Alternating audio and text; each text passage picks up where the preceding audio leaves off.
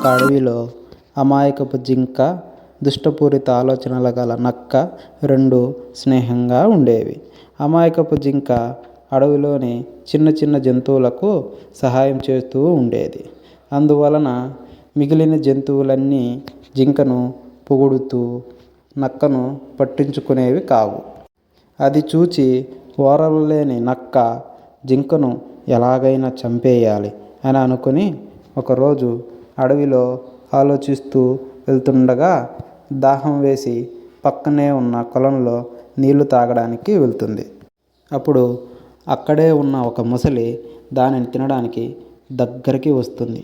అది గమనించిన నక్క వెంటనే గట్టుపైకి ఎక్కి భయంతో పారిపోవాలని అనుకుంటుంది. అంతలోనే దానికి ఒక ఆలోచన వస్తుంది. జింకను ఎలాగైనా సరే ఈ కొలనులో దగ్గరికి తీసుకుని వచ్చి చంపేయాలి అని అనుకుంటుంది.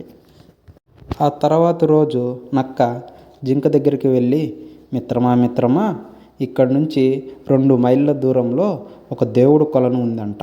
అక్కడికి వెళ్ళి నీళ్లు తాగితే అతీత శక్తులు వస్తాయంట. అప్పుడు మనమే అందరికంటే గొప్పవారం అవుతాము. అప్పుడు అందరూ మనల్ని చూసి భయపడతారు అని చెబుతుంది. అది విన్న అమాయకపు జింక నిజమేనని నమ్మి ఇద్దరూ కలిసి కొలను దగ్గరికి వెళ్తారు. అప్పుడు ఆ నక్క జింకతో ఇలా అంటుంది. కొలను దేవుడికి దండం పెట్టి కళ్ళు మూసుకొని దేవుణ్ణి స్మరించుకుంటూ నీళ్లు తాగాలి అని చెబుతుంది.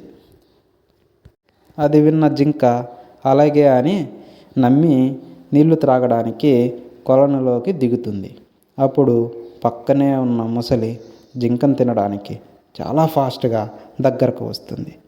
చెవులతో అది గమనించిన జింక చటుక్కున ఎగిరి గట్టుపైకి దూకే క్రమంలో పక్కనే ఉన్న నక్కను తగలడం వలన నక్క నీళ్ళలో పడిపోతుంది.